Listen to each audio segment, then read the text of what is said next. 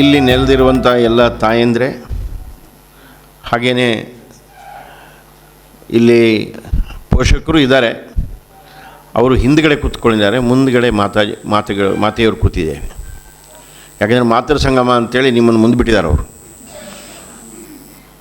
ವಿಶೇಷವಾಗಿ. ಯಾವಾಗಲೂ ಮುಂದೆ ಬಿಡ್ತಾರಂತ ನನಗೇನು ಗೊತ್ತಿಲ್ಲ, ಇವತ್ತಂತೂ ಮುಂದೆ ಬಿಟ್ಟಿದ್ದಾರೆ. ಕೆಲವೊಂದು ಸಲ ನಾವು ಅವ್ರಿಗೆ ಮುಂದೆ ಹೋಗ್ಲಿಕ್ಕೆ ಬಿಡಲ್ಲ, ಕೆಲವೊಂದು ಸಲ ಅವರು ನಮ್ಮನ್ನು ಮುಂದೆ ಹೋಗ್ಲಿಕ್ಕೆ ಬಿಡಲ್ಲ. ನಮ್ಮೂರಿನಲ್ಲಿ ಕಂಬಳ ಅಂತ ಒಂದು ನಡೀತಾರೆ. ಈ ಕಂಬಳದಲ್ಲಿ ಹಾಗೇ ಎರಡು ಎತ್ತುಗಳು ಓಡ್ತಿರಬೇಕಾದ್ರೆ ಅದ್ರ ಮೇಲ್ಗಡೆಯಿಂದ ನೊಗ ಕಟ್ಟಿರ್ತಾರೆ. ಆ ನೊಗದ ಇವನು ಚಾಟಿ ಹೊಡಿತಾನಲ್ಲ, ಒಂದಕ್ಕೆ ನೋವಾದಾಗ ಅದು ಜಾಸ್ತಿ ಓಡುತ್ತೆ, ಇನ್ನೊಂದಕ್ಕೆ ನೋವಾದಾಗ ಅದು ಜಾಸ್ತಿ ಓಡುತ್ತೆ. ಒಂದೇ ರೀತಿ ಓಡೋದು ಬಹಳ ಕಠಿಣವಾದ ಕೆಲಸ. ಆದರೆ ಒಂದೇ ರೀತಿ ಓಡಿ ಯಾರು ವೇಗವಾಗಿ ಹೊಡ್ತಾರೆ ಆ ಕಂಬಳದಲ್ಲಿ ಆ ಎತ್ತು ಅಂದರೆ ಆ ಜೋಡಿ ಗೆಲ್ಲುತ್ತೆ.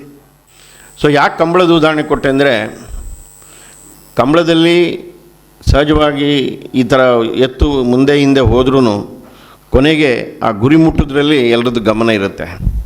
ಹಾಗೆಯೇ ನಮ್ಮ ಸಂಸಾರದಲ್ಲಿ ನಾವು ನಮ್ಮ ಯಜಮಾನರು ಅಥವಾ ಯಜಮಾನರು ಅವರ ಶ್ರೀಮತಿಯವರು ಒಟ್ಟಿಗೆ ಸೇರಿ ಈ ಸಂಸಾರದ ಓಟವನ್ನು ಮಾಡ್ತಾ ಇರ್ತೀವಿ.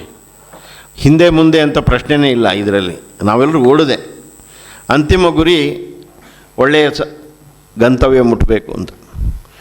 ಒಂದು ಕಂಬಳದ ಉದಾಹರಣೆ ಥರನೇ ನಮ್ಮ ಜೀವನ ನಡೀತಾ ಇರುತ್ತೆ. ನಾನು ಮೇಲೂ ನೀನು ಕೆಳಗೆ ಅಂತ ಇಲ್ಲವೇ ಇಲ್ಲ, ನಾವೆರಡು ಒಂದೇನೆ. ಆದರೆ ಇವತ್ತಿನ ವಿಷಯ ಈ ಮಾತೃ ಸಂಗಮ, ಮಾತೃಶಕ್ತಿ, ಮಾತೃ ಜಾಗೃತಿ. ಈ ಮಾತೃಶಕ್ತಿಯಿಂದ ದೇಶಶಕ್ತಿ ಹೇಗೆ, ದೇಶಕ್ಕೆ ನಾವೆಲ್ಲರೂ ಹೇಗೆ ಶಕ್ತಿ ಆಗಬೇಕು ಅಂಥೇಳುವಂಥದ್ದೇ ಚಿಂತನೆ ಮಾಡುವಂಥ ಒಂದು ಸಭೆ. ನಾನು ಒಬ್ಬ ತಜ್ಞ ಅಲ್ಲ, ಈ ವಿಷಯದಲ್ಲಿ ನನ್ನ ತಿಳುವಳಿಕೆ ಬಹಳ ಕಡಿಮೆ.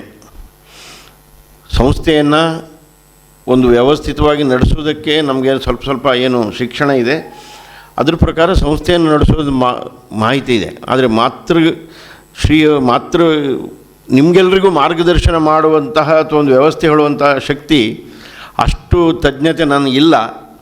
ಆದರೆ ಈ ಒಂದು 40-50 ವರ್ಷದಲ್ಲಿ ಸಾಮಾಜಿಕ ಕೆಲಸದಲ್ಲಿ ಮಾಡ್ತಾ ಏನು ಅಲ್ಪ ಸ್ವಲ್ಪ ಅನುಭವ ಬಂದಿದೆ, ಅದನ್ನು ನಿಮ್ಮ ಜೊತೆಗೆ ಹಂಚಿಕೊಳ್ಳುವಂಥ ಪ್ರಯತ್ನ ಮಾಡ್ತೇನೆ. ಸಾವಿರಾರು ವರ್ಷದಿಂದ ನಮ್ಮ ದೇಶದಲ್ಲಿ, ನಮ್ಮ ಧರ್ಮದಲ್ಲಿ ಮಾತೆಯರಿಗೆ ಅತ್ಯಂತ ಶ್ರೇಷ್ಠವಾದಂಥ ಸ್ಥಾನವನ್ನು ಕೊಟ್ಟಿದ್ದಾರೆ. ಒಂದು ಸಣ್ಣ ಉದಾಹರಣೆ ಹೇಳಬೇಕಾದ್ರೆ, ಮಾತಾಡ್ತಾನೆ ಮೊದಲೇ ಮಾತೃದೇವೋಭವ ಅಂತ ಮೊದಲು ಹೇಳ್ತಾನೆ, ಆಮೇಲೆ ಪಿತೃದೇವೋಭವ, ಆಮೇಲೆ ಆಚಾರ್ಯ ದೇವೋಭವ ಅಂತ ಹೇಳ್ತೀವಿ. ಮೊದಲು ಮಾತೇವೆ. ಆಮೇಲೆ ಯಾವುದೇ ಪೂಜೆ ಪುರಸ್ಕಾರ ಆಗಲಿ, ಅಲ್ಲಿ ಗಂಡಸರು ಮಾತ್ರ ನಿಂತ್ಕೊಂಡು ಪೂಜೆ ಮಾಡುವಂಥ ವ್ಯವಸ್ಥೆ ಇಲ್ಲ. ಅವ್ರನ್ನ ಕರ್ಕೊಂಬಂದು ನಿಂತಾರೆ ಪುರೋಹಿತರು. ಎಲ್ಲಿದ್ದಾರೆ ಅವ್ರು ಬರಲಿ ಅಂತ. ಇಲ್ಲ ಅವ್ರೇನೋ ಅಡುಗೆ ಮಾಡ್ತಾ ಇರಲಿ, ಅವ್ರು ಬರಲಿ, ಆಮೇಲೆ ಒಟ್ಟಿಗೆ ಪೂಜೆ ಮಾಡೋಣ ಅಂತಾರೆ. ಆಮೇಲೆ ಇವರು ಪ್ರಾರಂಭ ಮಾಡಬೇಕಾದ್ರೆ ಉದ್ಧರಣೆಯಿಂದ ತೀರ್ಥ ಹಾಕಿ ಅಂತ ಹೇಳೋದು ಅವ್ರಿಗೇನೆ. ಅವ್ರು ಹಾಕಿದ ಮೇಲೇ ಇವರು ಪ್ರಾರಂಭ ಮಾಡಲಿಕ್ಕೆ. ದೀಪ ಬೆಳೆಸ್ಬೇಕು, ಯಾರು ಬೆಳೆಸ್ಬೇಕು? ತಾಯಂದಿರು ಬೆಳಗಿಸ್ಬೇಕು. ಹೀಗೆ ಎಲ್ಲಿಯೂ ತಾಯಿಗೆ, ನಮ್ಮ ಇದರಲ್ಲಿ ಹೇಳ್ತಾರೆ, ಎಲ್ಲಿ ನಾರಿಯರಿಗೆ ಪೂಜೆ ಇದೆಯೋ ಅಲ್ಲಿ ನಮ್ಮ ಧರ್ಮ ಸಂಸ್ಕೃತಿ ಉಳೀತದೆ ಅಂತ. ಯತ್ರ ನಾರಿ ಪೂಜೆಂತು ಅಂದರೆ ಎಲ್ಲಿ ಶ್ರೀಯರಿಗೆ ಪೂಜೆ ಮಾಡ್ತೀವಿ, ನಾರಿಯರಿಗೆ ಪೂಜೆ ಮಾಡ್ತೀವಿ, ಅಲ್ಲಿ ಧರ್ಮ ಸಂಸ್ಕೃತಿ ಉಳಿಯುತ್ತೆ ಅಂತ. ಮತ್ತದು ನಮ್ಮ ದೇಶ ಅಂತಲ್ಲ, ಇಡೀ ಜಗತ್ತಿನಲ್ಲೇ ಅಷ್ಟೇ ಶ್ರೀಯರಿಗೆ ಅತ್ಯಂತ ಶ್ರೇಷ್ಠ. ಅದು ಪ್ರಾಯಶಃ ಭಾರತದದೇ ಇರ್ಬೋದು. ಮತ್ತು ಅನೇಕ ಗೊಂದಲಗಳಿಗೂ ಶ್ರೀಯರು ಕಾರಣ ಇರ್ತಾರೆ. ಶ್ರೀ ಒಂದು ನೆಪ.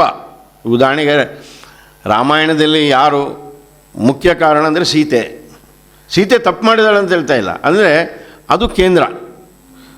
ಮಹಾಭಾರತದಲ್ಲಿ ಯಾರು? ದ್ರೌಪದಿ.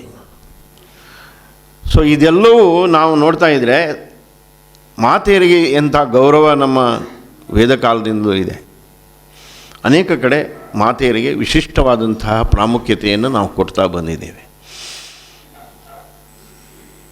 ಮತ್ತು ಒಂದು ಸಣ್ಣ ಕುಟುಂಬಕ್ಕೆ ತೊಗೊಂಬಂದರೆ, ಹೀಗೆ ಯೋಚನೆ ಮಾಡ್ತಾ ಇದ್ದೆ ನಾನು.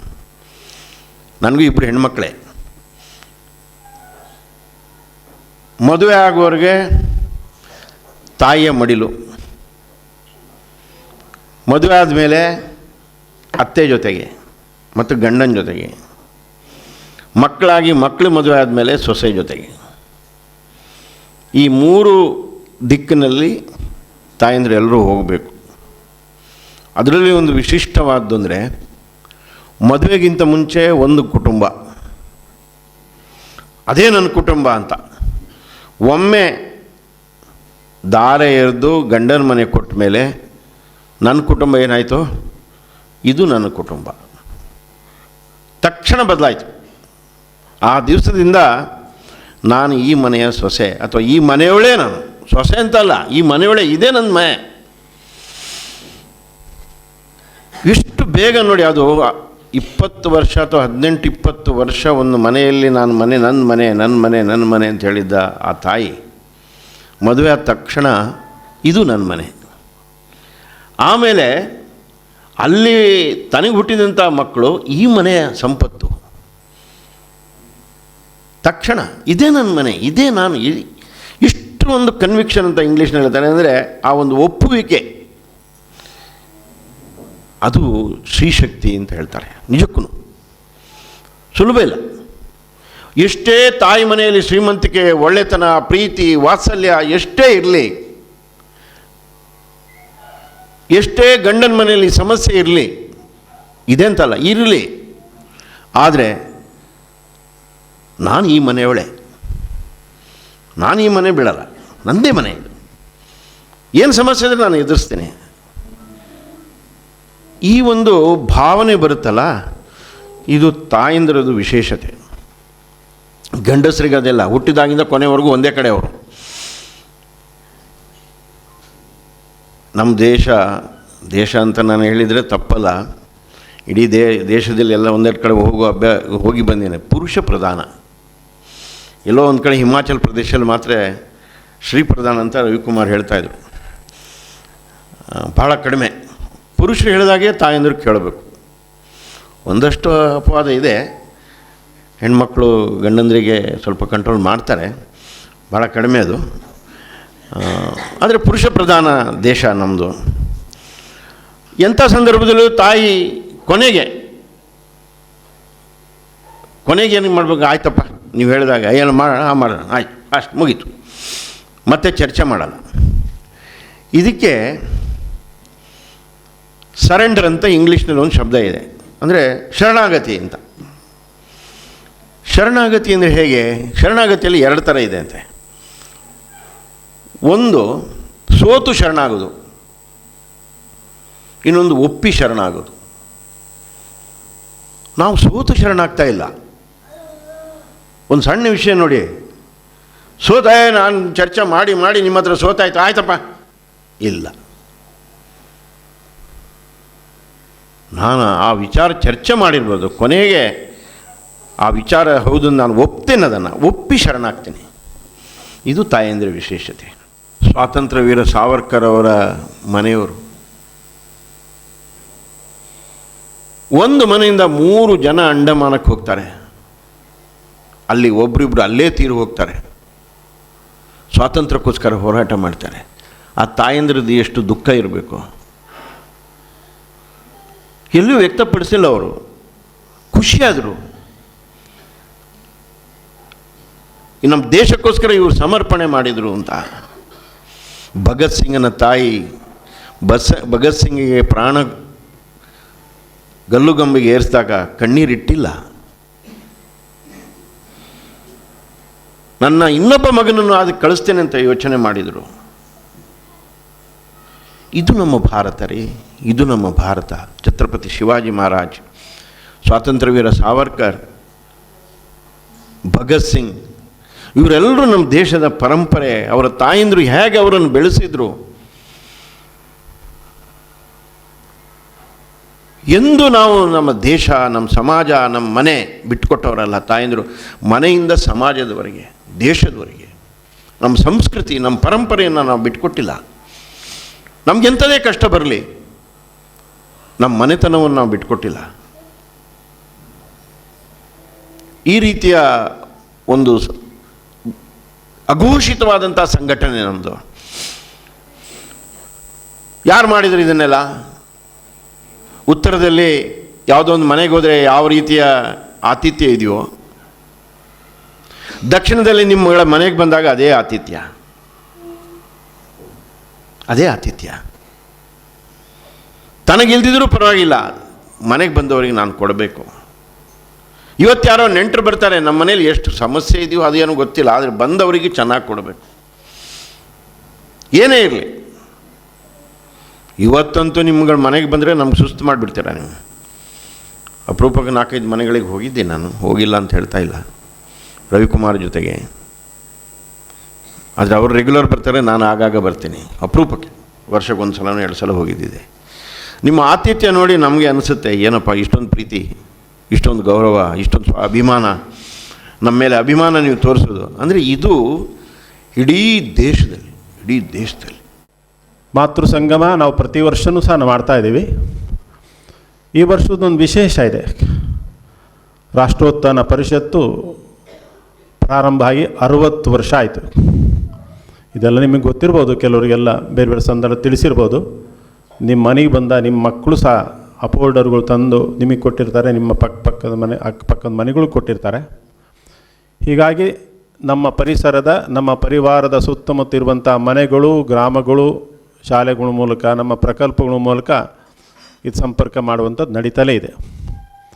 ಆ ನಿಮಿತ್ತ ಈ ವರ್ಷ ನಮ್ಮ ಎಲ್ಲ ಪ್ರಕಲ್ಪಗಳು ಸಹ ವಿಶೇಷವಾಗಿ ತಪಸ್ಸು ಸಾಧನದಲ್ಲಿ ನಾವೆಲ್ಲ ಮಾತೆಯರನ್ನೆಲ್ಲ ಸೇರಿಸುವಂಥದ್ದು, ಜೊತೆಗೆ ಪುರುಷರನ್ನು ಒಂದು ದಿವಸ ಕೊನೆ ದಿವಸ ಸೇರಿಸುವಂಥ ಕೆಲಸವನ್ನು ಮಾಡ್ತಾಯಿದ್ವಿ. ಆ ನಿಮಿತ್ತ ನಾವೆಲ್ಲರೂ ಸಹ ಇಲ್ಲಿ ಸೇರಿದ್ವಿ. ಈ ಕಾರ್ಯಕ್ರಮ ಈ ದಿನ ಮತ್ತು ನಾಳೆ ಮಧ್ಯಾಹ್ನ 4 ಗಂಟೆವರೆಗೆ 2 ದಿವಸ ಈ ಮಾತೃ ಸಂಗಮ ನಡೆಯಲಿದೆ. ಈ ವರ್ಷದ ವಿಶೇಷ ಇದು 60 ವರ್ಷ ರಾಷ್ಟ್ರೋತ್ಥಾನಕ್ಕೆ ತುಂಬಿರುವಂಥದ್ದು. ಇನ್ನೊಂದು ವಿಶೇಷ ಇದೆ, ರಾಷ್ಟ್ರೀಯ ಸ್ವಯಂ ಸೇವಕ ಸಂಘಕ್ಕೆ 100 ವರ್ಷ ಆಗಿರುವಂಥದ್ದು, ಅದು ಒಂದು ವಿಶೇಷ ಈ ವರ್ಷದ್ದು. ಹೀಗಾಗಿ 2 ದಿನದ ಸಂದರ್ಭದಲ್ಲಿ ವಿಶೇಷವಾಗಿ ರಾಷ್ಟ್ರೋತ್ಥಾನ ಪರಿಷತ್ತಿನ ಪರಿಚಯ ನಿಮಗೆ ಆಗಾಗಲೇ ಬೇರೆ ಬೇರೆ ತಪಸ್ ಮಕ್ಕಳು ನೀವು ಉದ್ಘಾಟನೆ ಸಂದರ್ಭದಲ್ಲಿ ಬಂದಿದ್ದೀರದ, ಕ್ಯಾಂಪ್ ಸಂದರ್ಭದಲ್ಲಿ ಕೆಲವರು ಬಂದಿರ್ಬೋದು. ಕಳೆದ ವರ್ಷ ಮಾತೃ ಸಂಗಮದಲ್ಲೂ ಸಹ ಕೆಲವರು ಭಾಗವಹಿಸಿದ್ರಿ, ಸೆಕೆಂಡ್ ಇಯರ್ ಇರುವಂಥ ತಾಯಂದಿರು. ಹೀಗಾಗಿ ಕೆಲವು ವಿಚಾರ ಗೊತ್ತಾಗಿದೆ, ರಾಷ್ಟ್ರೋತ್ಥಾನದ ಸ್ವಲ್ಪ ಪರಿಚಯ ಇದೆ, ಆದರೂ ಸಹ ಹೊಸ ವಿಚಾರ ತಿಳ್ಕೊಳ್ಳೋಕೆ ನಮಗೊಂದು ಅವಕಾಶ ಇದೆ. ಜೊತೆಗೆ ಈ 2 ದಿವಸ, ಈ ದಿನ ಮತ್ತು ನಾಳೆ 2 ದಿನ ಸಹ ನಮಗೆ ವಿಶೇಷವಾಗಿ ನಮ್ಮ ವ್ಯಕ್ತಿತ್ವ ಬೆಳೆಸ್ಕೊಳ್ಳಿಕ್ಕೆ, ನಮ್ಮಲ್ಲಿ ನಮ್ಮ ಜೀವನ ಒಂದು ರೀತಿಯಲ್ಲಿ ಸುಂದರವಾಗಲಿಕ್ಕೆ, ನಮ್ಮ ಮನೆಗಳು ಚೆನ್ನಾಗೋ ದೃಷ್ಟಿಯಿಂದ, ನಮ್ಮ ಸುತ್ತಮುತ್ತಲಿನ ಪರಿಸರ ಚೆನ್ನಾಗೋ ದೃಷ್ಟಿಯಿಂದ, ಒಟ್ಟಾರೆ ಈ ಒಂದು ದೇಶವನ್ನು ಉನ್ನತ ಸ್ಥಿತಿಗೆ ಒಯ್ಯಲಿಕ್ಕೆ ನಾವೆಲ್ಲ ನಮ್ಮ ಕೈಲಾದ ಪ್ರಯತ್ನ ಮಾಡಲಿಕ್ಕೆ ನಾವೆಲ್ಲರೂ ಸಹ ನಾವೆಲ್ಲ ಏನೇನೋ ಕೆಲವು ವಿಚಾರಗಳನ್ನು ತಿಳಿಸುವಂಥ ಕೆಲಸವನ್ನು ಮಾಡ್ತಾರೆ. ವಿಶೇಷ ತಾಯಂದರು ಒಂದು ಮನೆಯ ಗೃಹಲಕ್ಷ್ಮಿಗಳಿದ್ದಾಗೆ, ಒಂದು ಮನೆ ಚೆನ್ನಾಗಾದರೆ ಮನೆಯೊಂದು ಶಾಲೆ ಇದ್ದಂತೆ ಅಂತ ಹೇಳ್ತಾರೆ. ಇವತ್ತು ನಾನು ಇಲ್ಲಿ ನಿಂತು ಏನಾದರೂ ನಿಮ್ಮ ಜೊತೆಗೆ ಒಂದು 4 ಅಕ್ಷರ ಅಥವಾ 4 ಮಾತುಗಳನ್ನು ವಿನಿಮಯ ಮಾಡ್ಕೊಳ್ತೀನಿ ಅಥವಾ ಹಂಚ್ಕೊಳ್ತೀನಿ, ಏನಾದರೂ ನನಗೆ ಗೊತ್ತಿರೋ ಒಳ್ಳೆಯದನ್ನು ನಿಮಗೆ ದಾಟಿಸ್ತೀನಿ ಅಂದರೆ ಅದಕ್ಕೆ ಮೂಲ ಭಾಷೆ ಕನ್ನಡ. ಮತ್ತು ಕನ್ನಡ ಮಾಧ್ಯಮದೊಳಗೆ ನಾವು ಓದಿದ್ರಿಂದ ಹುಟ್ಟಿದಾರಭ್ಯ 10ನೇ ಕ್ಲಾಸ್ವರೆಗೂ ಕನ್ನಡ ಮಾಧ್ಯಮದಲ್ಲಿ ಓದುವಂತಹ ಒಂದು ಪುಣ್ಯ ನನಗೆ ಸಿಕ್ತು. ಅದು ಪುಣ್ಯದ ಕೆಲಸ ಅಂತಲೇ ಹೇಳ್ತೀನಿ ನಾನು. ಇವಾಗ ಬಹಳ ಸವಾಲು ಅದು, ಯಾಕೆಂದರೆ ಎಲ್ಲ ಊರೊಳಗೂ ಇಂಗ್ಲೀಷ್ ಮೀಡಿಯಮ್ ಶಾಲೆಗಳು ತಲೆ ಎತ್ತಿ ಬಿಡ್ತವೆ. ಯಾರ್ಯಾರೋ ಕಳಿಸ್ತಾರೆ ಇಂಗ್ಲೀಷ್ ಮೀಡಿಯಮ್ ಶಾಲೆಗೆ, ನನ್ನ ಮಗನ ನಾನು ಕಳಿಸ್ಬಾರ್ದ, ನನ್ನ ಮಗಳು ನಾನು ಕಳಿಸ್ಬಾರ್ದ ಅನ್ನೋ ಒಂದು ಧೋರಣೆ ನಮ್ಮ ತಾಯಂದ್ರೊಳಗೆ ಸಹಜವಾಗಿ ಬಂದುಬಿಡುತ್ತೆ. ಅದು ಯಾಕೆ ಸ್ಪರ್ಧೆಗಳು ಇಲ್ಲದಂತಹ ಯುಗದೊಳಗೆ, ಕಾಲದೊಳಗೆ ನಾವು ಬೆಳೆದ ವಾತಾವರಣ ನಾನು ಸುವರ್ಣ ಯುಗ ಅಂತಲೇ ಹೇಳ್ತೀನಿ. ಯಾಕಂದ್ರೆ ನಮ್ಮ ತಾಯಿ ತಂದೆಗಳಿಗೆ ಅದು ಯಾವುದ್ರದ್ದು ಫೋರ್ಸ್ ಇರಲಿಲ್ಲ, ಒತ್ತಾಯ ಇರಲಿಲ್ಲ. ನಮ್ಮೂರೊಳಗೆ ಏನಿದೆಯೋ ನಮ್ಮ ಮನೆ ಮುಂದಿಂದಿರ್ಬೋದು ಅಥವಾ ಪಕ್ಕದ ರೋಡೊಳಗಿರ್ಬೋದು ಸರ್ಕಾರಿ ಪ್ರಾಥಮಿಕ ಶಾಲೆ, ಅದೇ ನಮ್ಮ ಪಾಲಿನ ವಿದ್ಯಾಮಂದಿರ ಆಗಿತ್ತು. ಮತ್ತು ನಾವಲ್ಲಿ ಅಷ್ಟೇ ಆನಂದದಿಂದ ಓದಿದ್ವಿ ಕೂಡ. ಒಂದೊಂದು ನನಗೂ ಇವಾಗ್ಲೂ ನಾನು ಬಾಲ್ವಾಡಿಯಿಂದ ಮೊದಲುಗೊಂಡು ಅಂದರೆ ಶಿಶು ಮಂದಿರ ಅಂತ ಇವಾಗೇನು ಹೇಳ್ತಾರಲ್ಲ ಇದ್ದಿದ್ರೆ ಆ ಹಂತದಿಂದನೂ 10ನೇ ಕ್ಲಾಸ್ವರೆಗೂ ನಾವು ಓದಿದ ಎಲ್ಲ ಗ್ರಾಮೀಣ ಪರಿಸರದೊಳಗಿನ ಪ್ರತಿ ವರ್ಷನೂ ನನಗೆ ಅಚ್ಚೊತ್ತಿದಂತೆ. ಅಂದರೆ ನಮ್ಮ ಹೆಣ್ಮಕ್ಳ ತಲೆಗಳು ಭಾಳ ಇದು ಏನಂದರೆ ಶಾರ್ಪ್, ಏನು ಬೇಕಿದ್ದು ಬ್ಯಾಡಿದ್ದು ಎಲ್ಲ ನೆನ್ಪಿಟ್ಕೊಂಡಿರ್ತೀವಿ. ಒಪ್ತೀರಾ? ಅದು ಸಂದರ್ಭ ಸಾಮಾನ್ಯವಾಗಿ ಮನೆಯೊಳಗೆ ನಮ್ಮ ಕುಟುಂಬದ ಗಂಡ್ಮಕ್ಳ ಜೊತೆಗೆ ಮಾತಾಡುವಾಗ ಇಲ್ಲದೆ ಇರೋ ಎಲ್ಲೆಲ್ಲಿಂದನೂ ನನಗೆ ಗೊತ್ತಿಲ್ಲ, ಅಲ್ಲಿ ಅದನ್ನು ಹೇಳ್ರಿ ಇದನ್ನು ಹೇಳ್ರಿ ಅಂತ. ಅಂದರೆ ಅಷ್ಟು ನಮ್ಮ ತಲೆ ತೀಕ್ಷ್ಣ. ನಮ್ಮದೊಂದೇ ಅಂತಲ್ಲ, ಎಲ್ಲ ಮನುಷ್ಯನ ಒಂದು ಗುಣ ಅದು. ಬೇರೆ ಯಾವ ಪ್ರಾಣಿಗಳಿಗೂ ಇಲ್ಲದೆ ಇರೋಂತಹ ಒಂದು ಶಕ್ತಿ ನಮಗೆ ಕೊಟ್ಟಿದ್ದಾನೆ ದೇವರು. ಆದರೆ ನಮ್ಮ ಆ ಪುಟ್ಟ ತಲೆಯೊಳಗೆ, ಆ ಪುಟ್ಟ ಮೆದುಳೊಳಗೆ ನಾವು ತುಂಬಿಸ್ತಾ ಹೋಗೋ ವಿಚಾರಗಳು ನಮಗೆ ಅವು ಒಳ್ಳೇದನ್ನು ಮಾಡ್ತಾವ ಕೆಟ್ಟದ್ದು ಮಾಡ್ತಾವ ಅನ್ನೋದನ್ನು ಪ್ರತ್ಯೇಕಿಸಿ ಅಥವಾ ಬೇರೆ ಬೇರೆ ಮಾಡಿ ನೋಡೋ ಅಷ್ಟು ತಿಳಿವಳಿಕೆ ನಮಗೆ ಉಳಿದ್ರೆ ಸಾಕು, ಇರುತ್ತದು. ಉಳಿದ್ರೆ ಸಾಕಂತ ನಾ ಯಾಕೆ ಹೇಳ್ತೀನಿ ಅಂದರೆ, ಆ ತಿಳುವಳಿಕೆನ ಹಂಚಿ ಹೋಗಂಗೆ ಮಾಡೋದಕ್ಕೆ ಕಾರಣವಾಗೋ ಎಲ್ಲ ಅಂಶಗಳು ನಮ್ಮ ಜೀವನದೊಳಗೆ ಇರ್ತವೆ. ಆದರೆ ಸಹಜವಾಗಿ ನೀವು ನಾಳೆ ನಿಮ್ಮ ಮಕ್ಕಳುಗಳು ಒಂದು ವಿದ್ಯಾಭ್ಯಾಸ ಮುಗಿಸಿ ಮುಂದೆ ಬಂದು ನಿಂತಾಗ ಯಾವುದೇ ರೀತಿ ತಗೊಂಡಿಲ್ಲ, ಅವ್ನು ನೋಡು ಅವು ನಿನ್ನ ಜೊತೆಗೆ ಅವನದು ಅಡ್ಮಿಷನ್ ಆಗಿತ್ತು, ಅವನಿಗೆ ಯಾಕೆ ಹೆಚ್ಚು ಬಂದವು, ನಿನಗೆ ಯಾಕೆ ಕಡಿಮೆ ಬಂದವು, ಈ ಥರ ಯಾವತ್ತೂ ನಮ್ಮ ಮಕ್ಕಳನ್ನ ಇನ್ನೊಬ್ಬರ ಜೊತೆಗೆ ಒಟ್ಟು ಕಂಪೇರ್ ಮಾಡೋದು ಬೇಡ. ನಮ್ಮ ಮಗು ದಿ ಬೆಸ್ಟ್, ನಮ್ಮ ಮಗಳು ದಿ ಬೆಸ್ಟ್ ಅನ್ನೋ ಆತ್ಮವಿಶ್ವಾಸ ನಮ್ಮೊಳಗೆ ಇರಬೇಕು. ಯಾವಾಗ ಆ ಸ್ಪರ್ಧೆಗೆ ದೂಡ್ತೀವಿ ನಾವು, ಅದು ಅಲ್ಲೋಲ ಕಲ್ಲೋಲ ಶುರು ಆಗುತ್ತೆ. ಎಷ್ಟೊಂದು ಜನ ಮಕ್ಕಳುಗಳು ಮನಸ್ಸಿಗೆ ತಗೊಂತಾರೆ, ಅಯ್ಯೋ ನಾನು ಇಷ್ಟು ತಗೊಂಡ್ರೂ ನಮ್ಮ ಅಪ್ಪ ಅಮ್ಮಗೆ ಇಷ್ಟ ಇಲ್ಲ, ಖುಷಿ ಇಲ್ಲ, ಸಂತೋಷ ಇಲ್ಲ. ಆ ಗೊಂದಲಕ್ಕೆ ಬೀಳ್ತಾರೆ ಮಕ್ಕಳು. ಯಾವಾಗ ಆ ಗೊಂದಲಕ್ಕೆ ಅವ್ರು ಬೀಳ್ತಾರೆ, ಮುಂದಿನ ಎಲ್ಲ ಪ್ರಯಾಣನೂ ಪಾಪ ಅವರಿಗೆ ಕಷ್ಟ ಆಗ್ತಾ ಹೋಗುತ್ತೆ. ಅದು ನಮ್ಮ ಮೂಲದಿಂದನೇ ನೀನು ಇಂಥ ಶಾಲೆಗೆ ಆಯ್ಕೆಯಾಗಿ ಹೋಗ್ತಿದ್ದಿ, ಅದೇ ದೊಡ್ಡ ಸಾಧನೆ ಮಗು. ನನ್ನ ಪಾಲಿಗೆ ನೀ ಓದು, ನೀನು ಶ್ರಮ ಹಾಕು, ಚೆನ್ನಾಗಿ ಓದು. ನಿನ್ನ ಸೋಲು ಗೆಲುವು ಏನೇ ಇದ್ರೂ ನಿಮ್ಮ ಜೊತೆಗೆ ನಾವಿದ್ದೀವಿ ಅಂತ ನಾವು ಪಾಲಕರು, ತಾಯಂದರು ಎಸ್ಪೆಷಲಿ, ಸ್ವಲ್ಪ ತಂದೆ ಅಂದರು ಓದ್ಲೆ ಹೆಂಗಾರ ಓದ್ ನಡೀತಾ, ಇಲ್ಲಿಲ್ಲ ಅಂದರೆ ಇನ್ನೊಂದು ಕಡೆ ಸಿಗುತ್ತೆ ಕೆಲಸ ಅಂತ ಏನೋ ಒಂದು ಅವ್ರು ಹೇಳಿ ದಾಟಿಸ್ಬಿಡ್ತಾರೆ ಅನ್ಕೊಳ್ರಿ. ಸ್ವಲ್ಪ ನಾವು ಅಮ್ಮಂದರು, ಇಲ್ಲ ನೀವು ಫಸ್ಟ್ ರ್ಯಾಂಕ್ ಬರಬೇಕು, ಇಲ್ಲ ಹೈ ಸ್ಕೋರ್ ಮಾಡಬೇಕು, ಇಂಥಲ್ಲೇ ಜಾಬ್ ಮಾಡಬೇಕು. ನಾ ಕಮಲಮ್ಮನ ಮಗ ನೋಡಿ ಇಲ್ಲ ಒಂದು ತಿಂಗಳಿಗೆ 1 ಲಕ್ಷ ದುಡಿತಾನಂತ, ನೀನು ಹಾಗೆ ಮಾಡಬೇಕು ಅಂತ ನಾವೇನು ಮಾಡ್ತೀವಿ, ಕಂಪೇರ್ ಮಾಡೋಕ್ಕೆ ಶುರು ಮಾಡಿಬಿಡ್ತೀವಿ. ಕಮಲಮ್ಮ ವಿಮಲಮ್ಮ ಅಮ್ಮನ ಮಕ್ಕಳ ಜೊತೆಗೂ ನಮ್ಮ ಮಕ್ಕಳನ್ನ ಕಂಪೇರ್ ಮಾಡೋದು ಬೇಡ. ಆದರೆ ನೀವು ಹೋಗ್ತಿರೋ ದಾರಿಯೊಳಗೆ ಸತ್ಯ ಇರಲಿ, ನಿಷ್ಠೆ ಇರಲಿ, ಪ್ರಾಮಾಣಿಕತೆ ಇರಲಿ, ಅಡ್ಡದಾರಿ ಹಿಡಿದು ಜೀವನ ಮಾಡದೇ ಇರುವಂತಹ ಮನಸ್ಸು ನಿನ್ನಲ್ಲಿ ಇರಲಿ. ನೆಗೆಟಿವ್ ಮಾತೇ ಆಡಬಾರ್ದಂತ ಹೇಳ್ತಾರೆ. ಸಾಮಾನ್ಯವಾಗಿ ನಾವು ಹೇಳೋದನ್ನೇ ನಾವು ಬೆಳೆಸೋವಾಗ ಮಕ್ಕಳು ಹೆಂಗೆ ಬೆಳೆಸಿರ್ತೀವಿ, ಬೀಳ್ತೀವಿ ಅಂತ. ಇನ್ನೊಂದು ಕಡೆ ಹೋಗುತ್ತಾ ಹಿಡ್ಕೊಬೇಡಿ ಶಾಕ್ ಹೊಡೀತು ಅಂದರೆ ನೆಗೆಟಿವ್ ವಾಕ್ಯಗಳನ್ನ ಹೇಳಿ ಬೇಡ, ಹೋಗಬೇಡ, ನಡಿಬೇಡ, ನಿಲ್ಲಬೇಡ, ಈ ಬೇಡಗಳ ಇದರೊಳಗೇ ಅವ್ರನ್ನ ಬೆಳೆಸ್ಬಿಟ್ಟಿರ್ತೀವಿ ಹೆಚ್ಚಿನ ಸಮಯ ಗೊತ್ತಿಲ್ದಂಗೆ. ನಮ್ಮ ಪೇರೆಂಟ್ಸ್ ಯಾವ ಯೂಟ್ಯೂಬ್ ನೋಡಿ ಬೆಳೆಸಿದ್ರು ರೀ ಮಕ್ಕಳನ್ನು? ಯಾರು ಅದು ಸಂಪರ್ಕನೇ ಇರಲಿಲ್ಲ. ಅಥವಾ ಯಾವ್ದಾರ ಸದ್ಗ್ರಂಥ ಇತ್ತಾ ಮಕ್ಕಳನ್ನು ಬೆಳೆಸುವುದು ಹೇಗೆ ಅಂತ? ಇಲ್ಲ. ಅವ್ರು ಸಹಜ ಅವ್ರ ತಂದೆ ತಾಯಿ ಅವ್ರಿಗೇನು ಸಂಸ್ಕಾರ ಕೊಟ್ಟರು, ಏನು ಕಲಿಸಿದ್ರು, ಅದನ್ನು ಹೃದಯದೊಳಗೆ ಇಟ್ಕೊಂಡ್ರು. ಹೆಚ್ಚು ಕಡಿಮೆ ಏನು ಸಂದರ್ಭ ಬಂದ್ರೂ ನಮ್ಮವರು ಕೂಡ ಹೇಳ್ತಿದ್ರು, ಒಂದು ಸ್ವಲ್ಪ ಹೆಚ್ಚು ಕಡಿಮೆ ಆಗದ ತಾಯಿ ಅಂತಲೇ ಹೇಳ್ತಾರೆ. ಊರ ಕಡೆ ಹೆಣ್ಮಕ್ಳನ್ನ ಅವ್ವಿ, ತಾಯಿ, ತಂಗಿ ಅಂತಲೇ ಮಾತಾಡ್ಸೋದು. ಎಲ್ಲ ಬಂಧು ಬಳಗದರೆಲ್ಲ, ತಾಯಿ ಒಂದು ಸ್ವಲ್ಪ ಹೆಚ್ಚು ಕಡಿಮೆ ಆಕತ್ತವ, ಅನುಸರಿಸ್ಕೊಂಡು ಹೋಗ್ರಿ, ಹೊಂದಾಣಿಕೆ ಮಾಡ್ಕೊಂಡು ಹೋಗ್ರಿ. ಯುದ್ಧ ನಡೀತು ಅಂದರೆ ಇಬ್ಬರು ಗೆಲ್ಲಲ್ಲ, ಯಾರೋ ಒಬ್ಬರು ಗೆಲ್ತಾರೆ, ಹೊಂದಾಣಿಕೆ ಮಾಡ್ಕೊಂಡು ಹೋಗ್ರಿ, ಇದನ್ನ ಹೇಳ್ತಿದ್ರು. ಇವತ್ತು ಯಾರಾದರೂ ಪೇರೆಂಟ್ಸ್ ಮಕ್ಕಳು ಮದುವೆ ಮಾಡಿಕೊಟ್ರೆ ಅಥವಾ ಇನ್ನೊಬ್ಬರು ಮಕ್ಕಳು ಅವ್ರ ಮನೆಗೆ ಸ್ವಸ್ಥರಾಗಿ ಬಂದರೆ ಇಷ್ಟು ವಿಶಾಲವಾಗಿ ಏನಾದರೂ ಹೇಳೋದೈತಾ? ನಾನಾ ಯುದ್ಧಕ್ಕೆ ನಿಂತು ಬಿಡ್ತಾರೆ. ಆ ಥರ ಯಾಕೆ ಆಗ್ತಿದ್ದವು ಅಂದರೆ ಹಿಂದೇನಿರಲಿಲ್ಲ ಸಮಸ್ಯೆಗಳು ಅಮ್ಮಂದರಿಗೆ, ತಾಯಂದರಿಗೆ ಅಥವಾ ಸ್ವಸ್ಥರಿಗೆ. ಎಲ್ಲ ಮನೆ ಸ್ವಸ್ಥರದು ಒಂದೇ ಥರ ಇರುತ್ತೆ, ಏನು ವ್ಯತ್ಯಾಸ ಇರಲ್ಲ. ಅಲ್ಲಿ ಸ್ವಲ್ಪ ಸ್ವಸ್ತಿ ಹತ್ರ ಒಂದು 10 ಸೀರೆ ಹೆಚ್ಚಿಗೆ ಇರ್ಬೋದು, ಈ ಸೊಸೆ ಹತ್ರ 2 ಸರ ಜಾಸ್ತಿ ಇರ್ಬೋದು. ಆದರೆ ತಾಯಂದರು ಭಾರತೀಯ ಸಮಾಜದೊಳಗೆ ನೀವು ಯಾವ ರಾಜ್ಯಕ್ಕೆ ಹೋಗ್ರಿ, ಐಶ್ವರ್ಯ ರೈ ಜಯಾ ಬಚ್ಚನ್ ನಡುವಿನ ಸಂಬಂಧನೇ ಏನು ಕೋಟಿಗಟ್ಟಲೆ ಐತೆ ಅವ್ರ ಹತ್ರ. ಆದರೆ ಅವರಿಬ್ಬರು ಒಬ್ರಿಗೊಬ್ರು ಚೆನ್ನಾಗಿದ್ದಾರಾ? ಏನೋ ಐತಿ ನಡುವೆ, ಸಮಾಧಾನನೇ ಇಲ್ಲ ಅವ್ರಿಗೇನೋ. ಅವ್ರ ಫೋಟೋಗಳು ಅಲ್ಲಿ ಇಲ್ಲಿ ಎಲ್ಲರೂ ನೋಡಿದಾಗ ನಾನು ಅನ್ಕೊಂತಿರ್ತೀನಿ, ಇಂಥವ್ರಿಗೇ ಬಿಟ್ಟಿಲ್ಲ ಸಮಸ್ಯೆಗಳು, ಸವಾಲುಗಳು. ನಾವು ಅದಕ್ಕೆ ನಮ್ಮನೆಗೆ ನಾನೇ ರಾಣಿ, ಅಷ್ಟು ನಮ್ಮನೆಗೆ ನಮಗೆ ಗೊತ್ತಿರಬೇಕು, ನಮ್ಮನೆಗೆ ನಾನೇ ಒಡತಿ, ಆಯಿತಾ? ಆ ಭಾವನೆ ಇದ್ದಾಗ ನಮ್ಮ ಮಕ್ಳಿಗೆ ನಾವೇನು ಹೇಳ್ತೀವಿ, ಏ ಬಿಡೋ ಪುಟ್ಯ, ಇದು ಇದ್ದಿದ್ದ 1-4 ಬಂದರೆ ಹೆಚ್ಚು, 1-4 ಬಂದರೆ ಕಡಿಮೆ. ಆದರೆ ನೋಡಪ್ಪ, ನೀ ನಾಳೆ ಸುಳ್ಳು ಗಿಳ್ಳು ಹೇಳಿ ಕೆಲಸ ಗಿಟ್ಟಿಸ್ಕೊಳೋ ಅಂಥ ಸನ್ನಿವೇಶಕ್ಕೆ ಹೋಗಬೇಡ. ನನ್ನ ನೆನಪು ಮಾಡ್ಕೋ, ನಿಮ್ಮಪ್ಪನ ನೆನಪು ಮಾಡ್ಕೋ. ನಾವು ಯಾರು ಇನ್ನೊಬ್ಬರ ತಲೆ ಮೇಲೆ ಹೊಡೆದು ಜೀವನ ಮಾಡಿಲ್ಲ, ನೀ ಅದನ್ನು ಫಾಲೋ ಮಾಡು ಅಷ್ಟೇ, ನೀ ಅದನ್ನು ಅನುಸರಿಸ ಅಷ್ಟೇ. ನಾವು ಇನ್ನೆಲ್ಲೋ ಯಾರನ್ನೋ ಸಿನಿಮಾದೊಳಗಿರೋ ಹೀರೋಗಳನ್ನ ತೋರಿಸಿ ಮಾದರಿ ಅಂತ ಹೇಳೋಕ್ಕಾಗಲ್ಲ. ನಾವೇ ನಮ್ಮ ಮಕ್ಕಳು ನಮ್ಮನ್ನು ನೋಡಿ ಕಲಿತಿರ್ತಾರಲ್ಲ. ನಾವು ಅವಾಗ ಇಬ್ಬರು ತಾಯಂದರು ರೈಲ್ವೇದೊಳಗೆಲ್ಲ ಹೋಗ್ತಿರ್ತಾರೆ. ಒಬ್ಬ ತಾಯಿ ಮಗುವಿನ ಜೊತೆ ಕುಂತಿರ್ತಾಳಲ್ಲ, ಆಕೆ ಮಗ ಪುಸ್ತಕ ಓದ್ತಿರ್ತಾನೆ. ಇನ್ನೊಬ್ಬ ತಾಯಿ ಕುಂತಿರ್ತಾಳಲ್ಲ, ಆಕೆ ಮಗ ಮೊಬೈಲ್ ನೋಡ್ತಿರ್ತಾನೆ. ಈಗಿನ ಇತ್ತೀಚಿನ ಇದು ನಿಜವಾಗ್ಲೂ ಆಗಿರೋದು. ಆಕೆ ಮೊಬೈಲ್ ನೋಡೋದು ತಾಯಿಗೆ ಆಶ್ಚರ್ಯ, ಹೆಂಗೆ ಈ ಹುಡುಗು ಪುಸ್ತಕನೇ ಓದ್ಕೊಂತ ಕುಂತೈತ್ಲ ಅವಾಗಿಂದ, ನಾ ಎಷ್ಟು ಇಸ್ಕೊಳಕ್ಕೆ ನೋಡ್ತೀನಿ, ಮೊಬೈಲ್ ಹೊಳ್ಳಿ ಕೊಡವಲ್ದು ನನ್ನ ಮಗ ಅಂತ ಆಕೆ ಕೇಳಿದ್ಲಂತೆ. ಹೆಂಗೆ ಸಾಧ್ಯ ಆಯ್ತಿದ್ದು, ನೀವು ಹೆಂಗೆ ಮಾಡ್ತೀರಿ ಅಂತಂದು. ಏನಿಲ್ಲ, ನಮ್ಮ ಮನೆಯೊಳಗೆ ನಾನು ಪುಸ್ತಕ ಓದ್ತೀನಿ, ಅದಕ್ಕೆ ನನ್ನ ಮಗನೂ ಪುಸ್ತಕ ಓದುತ್ತಾ, ಅದೇ ಅಭ್ಯಾಸ ಮಾಡಿಸ್ತೀವಿ. ಮತ್ತು ಪುಸ್ತಕ ಓದೋದ್ರಿಂದ ನಾವು ಮಾತಾಡೋದು, ಭಾಷೆ ಎಲ್ಲ ಚಲೋ ಸುಧಾರಿಸುತ್ತಾ, ಅದಕ್ಕೋಸ್ಕರ ಆಬ್ವಿಯಸ್ ನೀವು ಏನು ಮಾಡಕತ್ತೀರ ಅದನ್ನೇ ಮಗು ಮಾಡಕತ್ತೈತೆ ಅಷ್ಟೇ. ಈಕಿಗೆ ಪ್ರಶ್ನೆ ಕೇಳೋ ಅವಶ್ಯಕತೆನೇ ಇಲ್ಲ, ನೋಡಿದ ಕೂಡಲೇ ಗೊತ್ತಾಗತ್ತೆ ಏನಿದೆ ಅಂತ.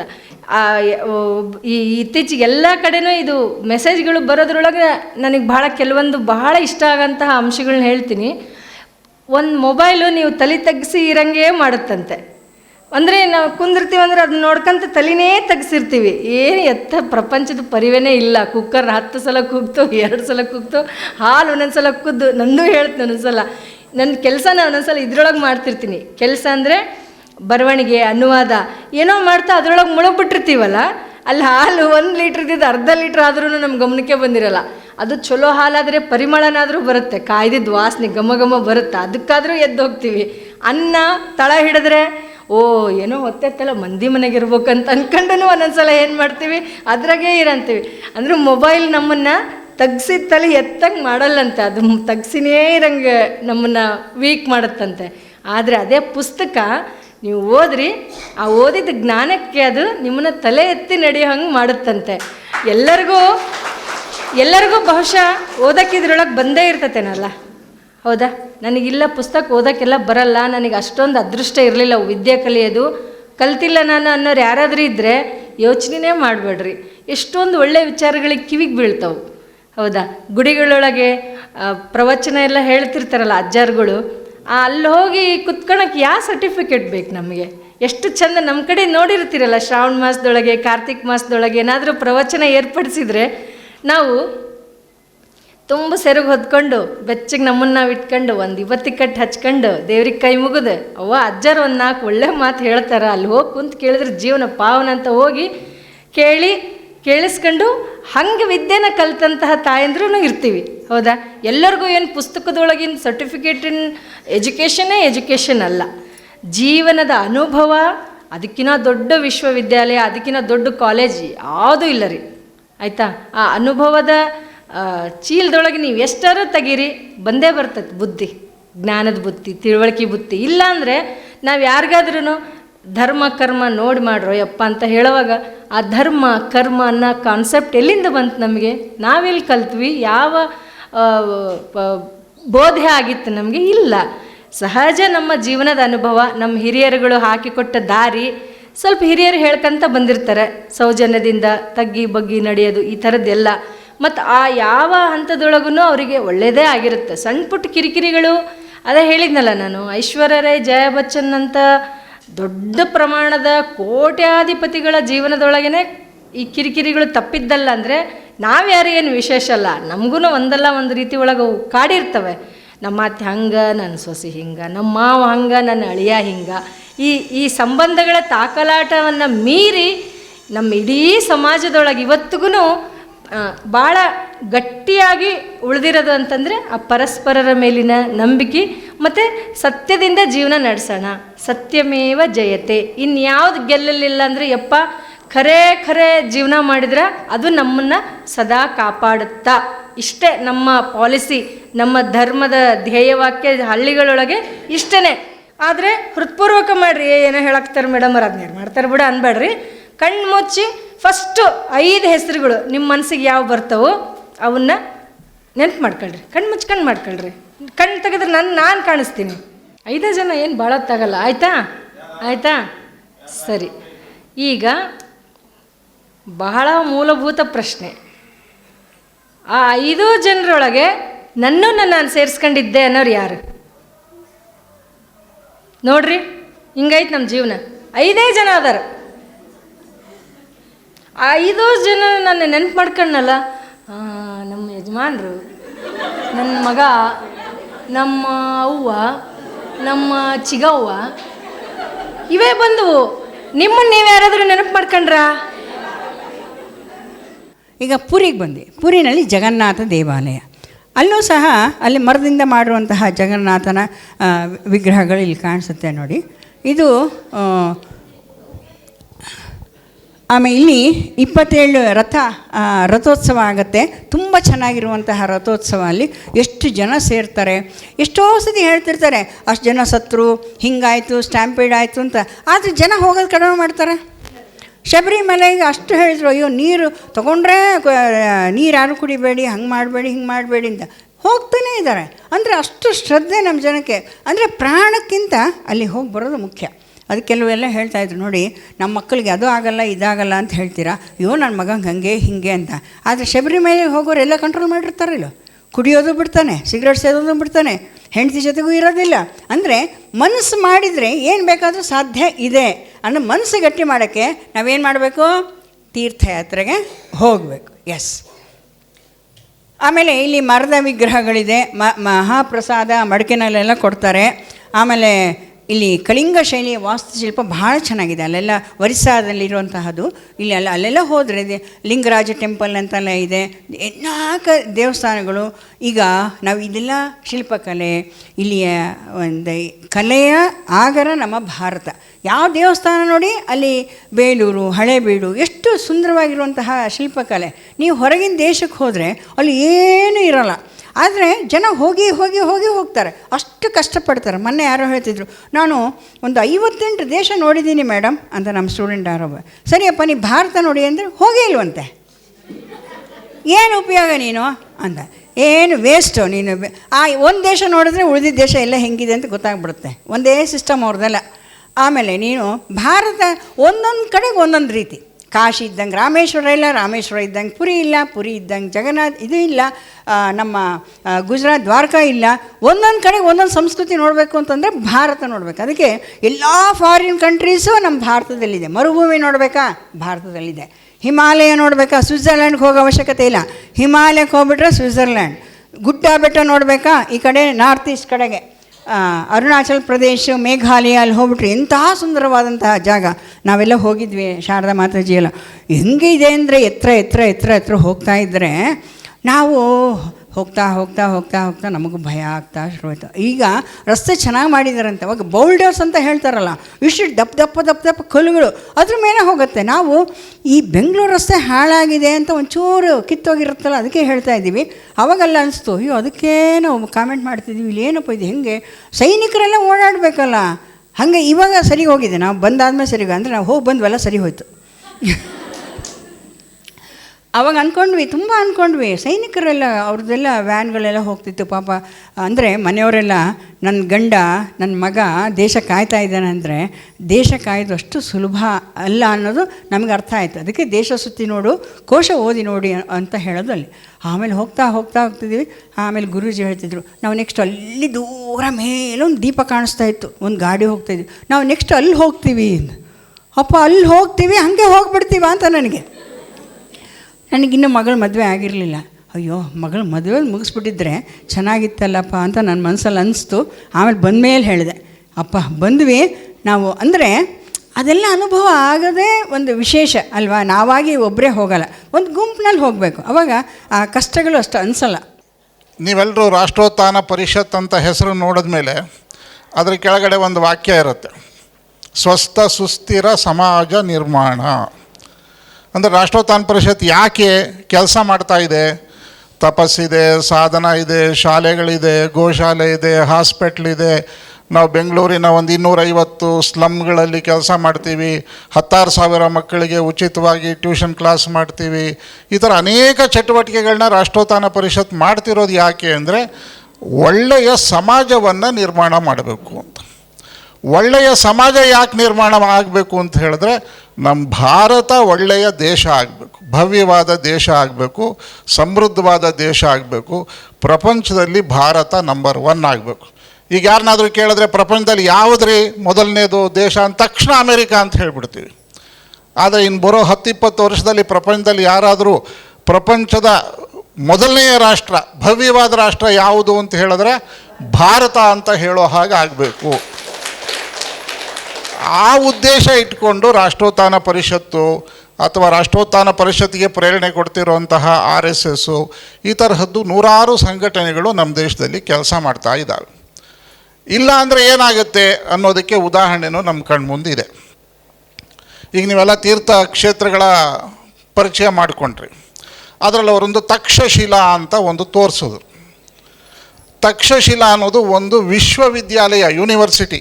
ಈಗ ಬೆಂಗಳೂರು ಯೂನಿವರ್ಸಿಟಿ, ಮೈಸೂರು ಯೂನಿವರ್ಸಿಟಿ ಎಲ್ಲ ಹೆಂಗಿದಾವೋ ಅದರ 10 ಪಟ್ಟು ದೊಡ್ಡದಾಗಿದ್ದಂತಹ ಯೂನಿವರ್ಸಿಟಿ. 10,000 ಮಕ್ಕಳು ಓದ್ತಿದ್ರಂತ ಆ ಕಾಲದಲ್ಲಿ. 2,500 ವರ್ಷದ ಹಿಂದೆ 1,000 ಜನ ಅಲ್ಲಿ ಲೆಕ್ಚರರ್ಸ್ ಇದ್ರಂತೆ. ಅಷ್ಟು ದೊಡ್ಡ ಯೂನಿವರ್ಸಿಟಿ ಇವತ್ತು ಅದು ಇಲ್ಲ. ಯಾಕಿಲ್ಲ? ಆ ತಕ್ಷಶಿಲಾ ಇದ್ದ ಜಾಗ ಇವತ್ತು ನಮ್ಮ ದೇಶದಲ್ಲೇ ಇಲ್ಲ, ಭಾರತದಲ್ಲೇ ಇಲ್ಲ. ಅದು ಈಗ ಅದು ಪಾಕಿಸ್ತಾನಕ್ಕೆ, ಅಫ್ಘಾನಿಸ್ತಾನಕ್ಕೆ ಸೇರಿ ಹೋಗ್ಬಿಟ್ಟಿದೆ.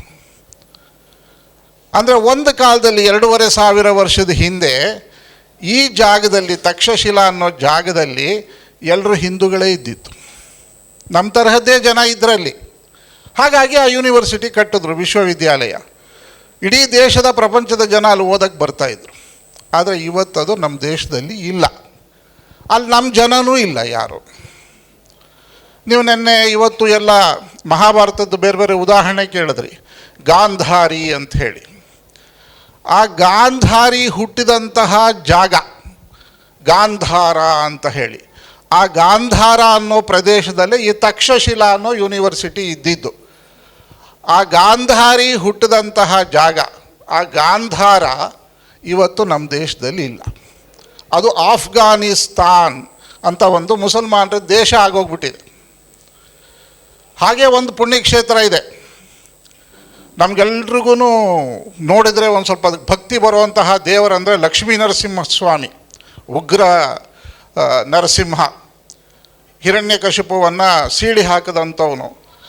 ಆ ಹಿರಣ್ಯಕಶಿಪುವಿನ ಸೀಳು ಹಾಕಿದಂತಹ ಲಕ್ಷ್ಮೀ ನರಸಿಂಹ ಅಲ್ಲಿ ಎಲ್ಲಿ ಉದ್ಭವ ಆದ್ನಲ್ಲ, ಪ್ರಕಟ ಆದ್ನಲ್ಲ, ಆ ಜಾಗಕ್ಕೆ ಮೂಲ ಸ್ಥಾನ ಅಂತ ಕರೀತಾರೆ. ಈಗ ಅದನ್ನು ಮುಲ್ತಾನ್ ಅಂತ. ಅಂದರೆ ಎಲ್ಲಿ ಲಕ್ಷ್ಮೀ ನರಸಿಂಹ ಇಡೀ ದೇಶದ ಜನರಿಗೆ ಒಂದು ಭಕ್ತಿಯ ಒಂದು ದೈವ, ಅದು ಪ್ರಕಟ ಆದಂತಹ ಜಾಗ ಇವತ್ತು ನಮ್ಮ ದೇಶದಲ್ಲಿ ಇಲ್ಲ. ಅದು ಪಾಕಿಸ್ತಾನದೊಳಗಡೆ ಇದೆ. ಅಂದರೆ ಈ ತರಹದ ಅನೇಕ ತೀರ್ಥಕ್ಷೇತ್ರಗಳು ಹಿಂದೆ ಎಲ್ಲಿದ್ದವು ಆ ಕೆಲವು ಜಾಗ ಈಗ ಆಫ್ಘಾನಿಸ್ತಾನ ಆಗಿಬಿಟ್ಟಿದೆ, ಪಾಕಿಸ್ತಾನ ಆಗಿಬಿಟ್ಟಿದೆ. ಈ ಕಡೆ ಒಂದು ಶಕ್ತಿಪೀಠ ಡಾಖಾದೇವಿ ಅಂಥೇಳಿ ಅದು ಬಾಂಗ್ಲಾದೇಶ ಆಗಿಬಿಟ್ಟಿದೆ.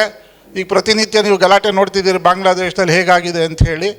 ಅಂದರೆ ಎಲ್ಲಿ ಹಿಂದೂಗಳು ಇದ್ದರು 100ಕ್ಕೆ 100 ಆ ಎಲ್ಲ ಜಾಗಗಳು ಈಗ ಒಂದು ಕಡೆ ಆಫ್ಘಾನಿಸ್ತಾನ ಆಗಿದೆ, ಒಂದು ಕಡೆ ಪಾಕಿಸ್ತಾನ ಆಗಿದೆ, ಒಂದು ಕಡೆ ಬಾಂಗ್ಲಾದೇಶ ಆಗಿದೆ.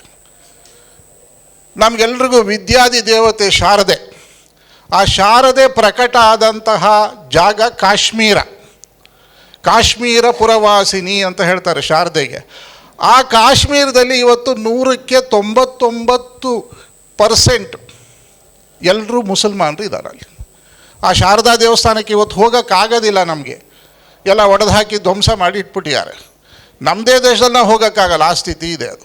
ಅಂದರೆ ಎಲ್ಲೆಲ್ಲಿ ನಮ್ಮ ಪುಣ್ಯಕ್ಷೇತ್ರಗಳು ಹಿಂದೆ ಇನ್ನೂ ಇದ್ವೋ ಅದೆಲ್ಲವೂ ಧ್ವಂಸ ಆಗಿ ಎಲ್ಲಿ ಹಿಂದೂಗಳಿದ್ದರೂ ಅಲ್ಲೆಲ್ಲ ಈಗ ಮುಸಲ್ಮಾನರಾಗಿದ್ದಾರೆ.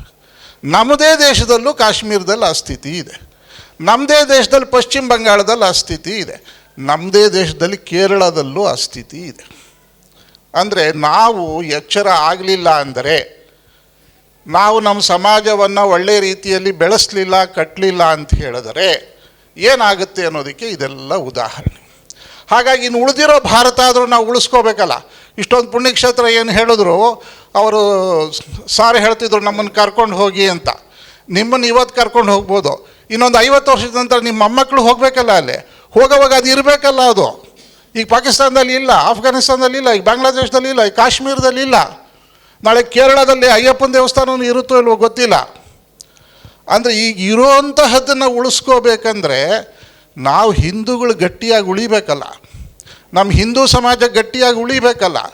ಹಿಂದೂ ಸಮಾಜ ಉಳಿಬೇಕಂದ್ರೆ ನಮ್ಮ ಕುಟುಂಬಗಳು ಚೆನ್ನಾಗಿರ್ಬೇಕಲ್ಲ, ನಮ್ಮ ಮಕ್ಕಳಿಗೆ ಆ ಶಿಕ್ಷಣ ಕೊಡಬೇಕಲ್ಲ. ಇಲ್ಲಾಂದರೆ ಸರ್ವನಾಶ ಆಗುತ್ತೆ. ನೆನ್ನೆ ಕುರುಕ್ಷೇತ್ರದ ಯುದ್ಧ ಮಾತಾಜಿನೂ ಹೇಳಿದ್ರು, ಸರ್ವನಾಶ ಆಯಿತು. ಯಾಕಾಯಿತು? ಯಾರು ಈ ಯುದ್ಧಕ್ಕೆ ಕಾರಣರು, ಕೌರವರು 100 ಜನ ಅಂತ ನಾವು ಹೇಳ್ತೀವಲ್ಲ, ಯಾಕೆ ಅವರೆಲ್ಲ ಅಷ್ಟು ದುಷ್ಟ ಬುದ್ಧಿ ಬಂದಿದ್ದು? ಯಾವ ತಾಯಿ ಹುಟ್ಟಿದಾಗಿಂದ ಮಕ್ಕಳನ್ನು ಸರಿಯಾದ ರೀತಿಯಲ್ಲಿ ಬೆಳೆಸಬೇಕಾಗಿತ್ತೋ ಆ ತಾಯಿನೇ ಕಣ್ಣಿಗೆ ಬಟ್ಟೆ ಕಟ್ಕೊಂಡು ಕೂತ್ಬಿಟ್ಲು. ಮಕ್ಕಳು ಏನು ಮಾಡ್ತಿದ್ದಾರೆ ಅನ್ನೋದೇ ಗೊತ್ತಿಲ್ಲ. ಎಲ್ಲ ದುಷ್ಟರಾಗಿ ದ್ರೌಪದಿ ವಸ್ತ್ರಾಪರಣ ಆದಾಗ ಆಕೆಗೆ ಎಚ್ಚರ ಆಗಿದ್ದು, ಅಷ್ಟೊತ್ತಿಗೆ ಸಮಯ ಮೀರಿ ಹೋಗಿತ್ತು.